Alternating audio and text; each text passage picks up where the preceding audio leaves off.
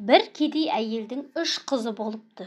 Солардың қарнын тойдырып, киіндіріп, қатарынан кем қылмай өсіру үшін әйел күндіз-түні тыным таппай еңбектеніпті.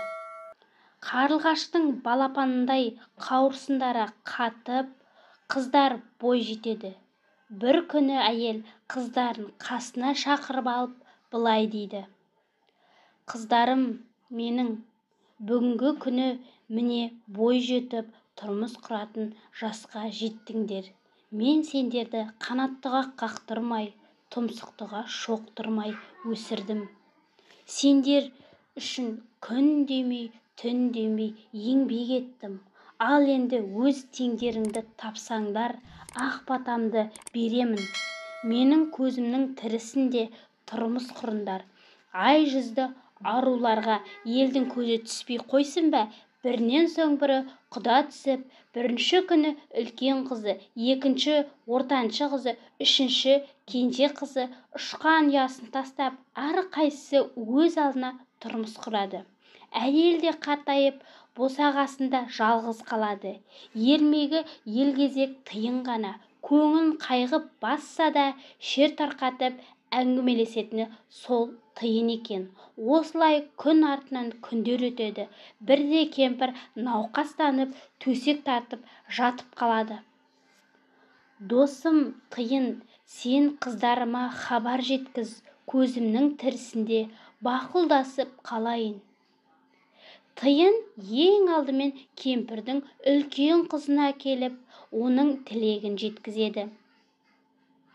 Тиын: "Армысың, үлкен қыз? Мені саған анаң жіберді. Ол қатты науқастанып қалды. Қыздарыма хабар бер, көзімнің тірісінде бақұлдасып қалайын" дейді. "Сізді анаңыз шақырып жатыр." "Қап барар едім, бірақ мына қазанымды тазалап жатыр едім" дейді үлкен қыз, қолы тимей мұрнынан тіреліп жатқандай кейіп сөйлеп. "Сен қазаныңды тазалап алайын дейсің бе? Онда мәңгі бақи солардан айырылмай өт" дейді тиын. Осыны айтқанда қыздың қолындағы қазан жерге түсіп, қызға тиіп кетеді де, қыз үлкен тасбақаға айналып кетеді. Тиын енді ортаншы қызға жетіп, анасының хабарын айтады. Тиын: "Армысың, ортаншы қыз? Мені саған анаң жіберді. Ол қатты науқастанып қалды. Қыздарыма хабар бер, көзімнің тірісінде бақұлдасып қалайын" деді. "Сізді анаңыз шақырып жатыр." "Ойпырмай, анама қазір-ақ шауып барып жетер едім, бірақ жәрмеңкеге мата тоқып апаруға үлгере алмай жатқаным" деп киінген сыңай танытады. Тиын ызаға булығып: "Мата тоқып жатыр дедің бе? Онда мәңгі бақи соны тоқып өт" дейді де жүріп кетеді. Ортаншы қыз өрмекшіге айналады да жорғалай жөнеледі. Тиын асығып кемпірдің кенже қызына келеді. Ол қамыр илеп жатыр екен. "Армысың, кенже қыз? Мені саған анаң жіберді. Ол қатты науқастанып қалды. Қыздарыма хабар бер, көзімнің тірісінде бақұлдасып қалайын" деді. "Сізді анаңыз шақырып жатыр."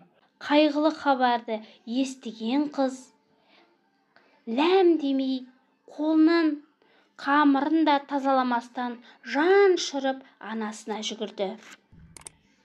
"Анашым, сізге не болды? Өзіңізді неге күтпейсіз? Осыншама өзіңізді неге қинайсыз? Бізді ертерек шақырмадыңыз ба? Әпкелерім қайда?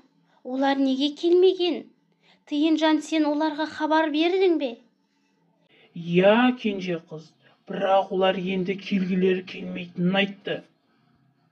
"Анашым, ештеңе уайымдамаңыз, мен сізді емдеп жазамын. Әпкелерім келіп қалар. қолдары тимей жатқан болар, бәрі жақсы болады, деп кенже қыз анасына дәрі-дәрмек береді. Анасының көзінің тірісінде жеткен кенже қыз науқас кемпірдің арғы-қырғы сәттерін қуанышқа бөлейді.